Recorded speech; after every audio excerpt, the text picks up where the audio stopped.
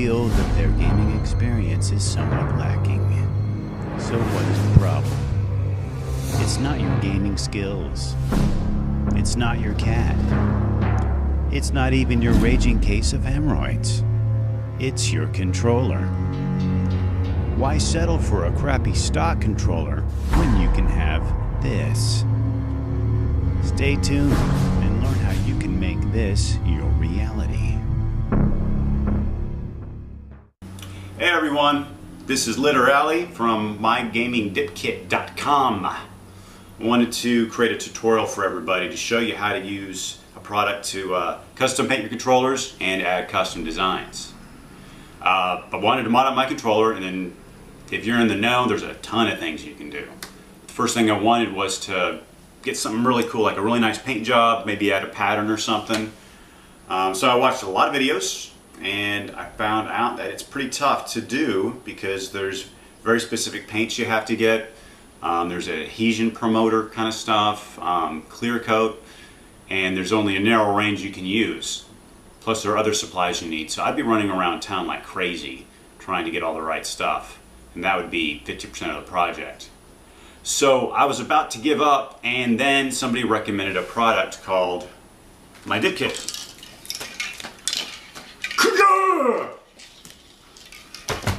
This was from a guy who was really into hunting, and he was camoing out his rifles. Actually had a combat rifle. And if you're familiar with the Call of Duty games, you can do custom camos on your guns as you progress. And man, I mean, you can do stuff like this. It's kind of stuff he was doing. So I was like, yeah, I'm gonna give this a shot, because you can use this on just about anything. Household products like picture frames. You can trick out your car's interior pieces. It just goes on and on. So the way it works, you get this film, square meter film, and that is quite a lot of film. Now, square meter to an American doesn't mean anything because we're in America. We don't know what the metric system is. But to give you an idea, it's enough to do several controllers, 3 to 4 controllers, and your console. Plus it comes with everything you're going to need, just about. It comes with the right kinds of primers, paint, glossy clear coat at the end. Let's see, we got gloves, face mask. I would never have used a face mask, but it's important to use.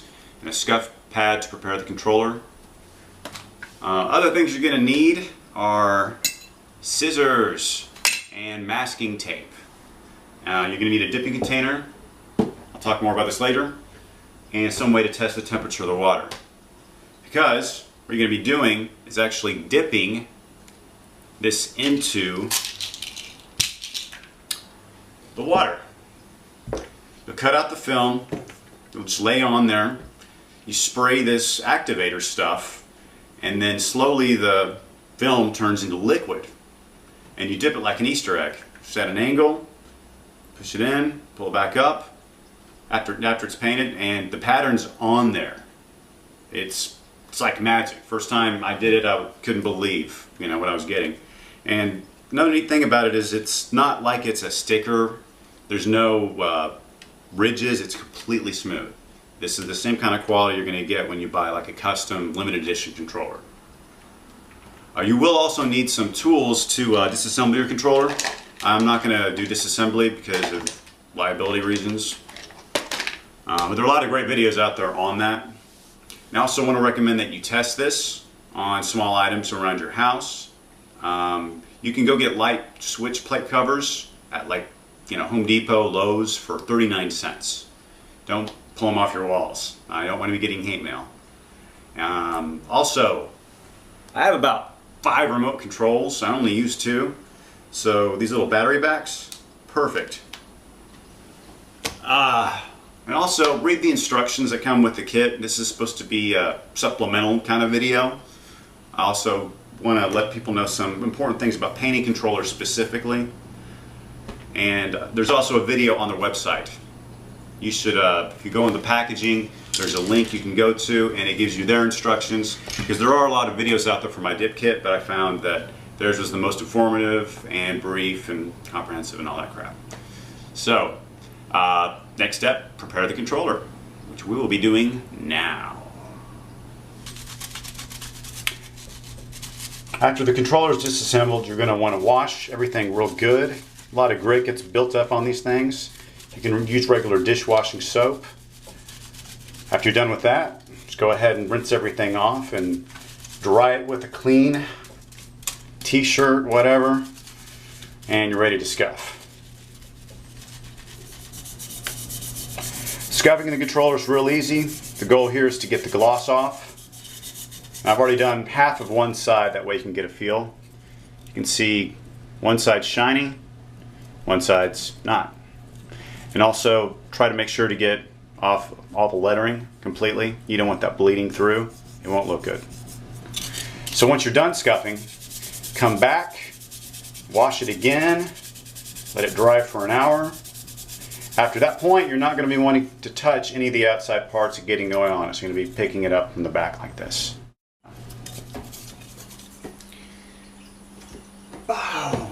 Boom, look at my mad skills. I got skills, look at that, I did that. First time I even tried. Yeah. So this is the container that I use. I bought this at the Container Store for about 10 bucks. Just about the right size. What you're looking for, whether you're dipping a controller or anything else, is that when you have the film inside taped off, you're going to have about 1.5 inches between the side of the container and the film. One tip I found, to create a template for whatever size film you need, just put a sheet of paper in there, make sure that it fits. If not, cut some off, you add some, whatever. This way you can kind of just put this down on the film, put the tape down on the inside of it. Now here is the film. Obviously it's not cut out all the way. Make sure when you're doing the corner and side cuts that you cut all the way just into the film, because this gives the film an opportunity to expand in the water. Another tip I found, once it's cut, you may forget which side is up. If you put the wrong side down, this is not going to work. So when you're cutting it out, just leave maybe a little sliver of film on each side. That way, right before you do it, if you forget, you can wet your fingers. The side that's going to stick, you know that's the side that's going to be down. So maybe that'll help some of you guys out.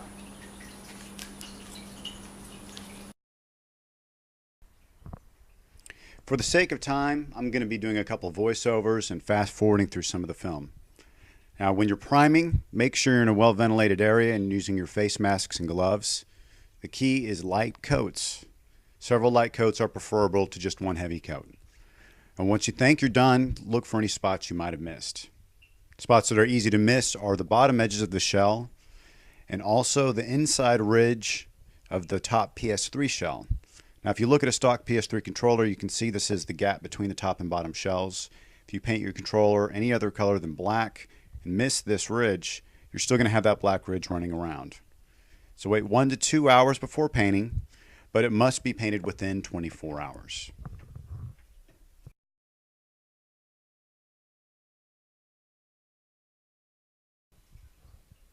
Same as before, make sure when you're painting you're in a well ventilated area and you're using your face mask and gloves.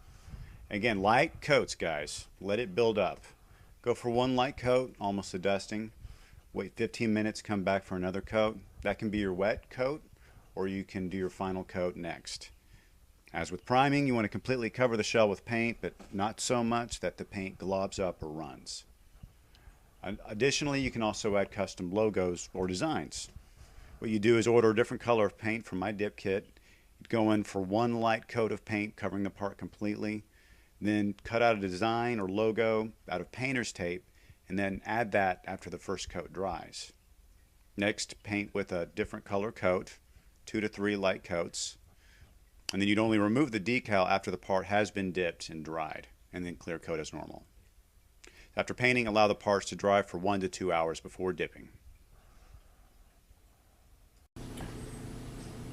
Okay, the temperature's at a perfect 75 degrees. Got my mask on, gloves, in a well ventilated area. Make sure you hold this in a sling by diagonal corners.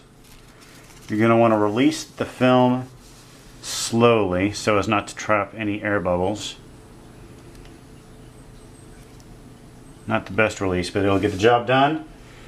We're going to wait 60 seconds and then we're going to spray it down with the activator. Use this time to rattle your can. When spraying, you want to use even coverage, one way and then the other. Wait 20 seconds, starting now. Make sure you got a really good grip on the piece. It can get slippery once you get inside. This is how I do it. Pretty simple. 10 seconds. You can see everything starting to liquefy, break apart. It's turning into film on the water. About enough time. It looks good. So we're going to go in. Try to go as steady as I can. I got shaky hands. Wait about 20 seconds when you're underwater. That's what I found works for me. Probably fast forward through this. And hallelujah! Very nice. Very, very nice. Wait 3 minutes before washing under warm water to get all the residue off. Anything, you want it to have a dull look when you're done.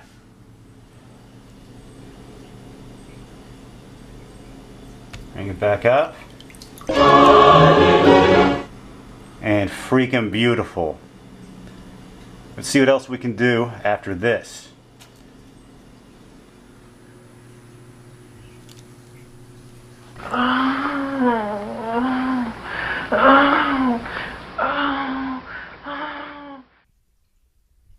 After the shells are dry, it's time to clear coat. This is what makes the shells glossy. For example, here are 2 shells. One has been cleared, one hasn't. Shiny is good. With this, you're going to be using even lighter coats. Go for an even pass across all parts of the shells. Come back in an hour after it's dry for a look-see, and repeat as necessary until you get that gleam that you desire. So you're almost done. All you have to do is put your controller back together. Just wait for the clear coat to dry first. And my finished project, this last one, turned out awesome. All the way around, guys. Beautiful.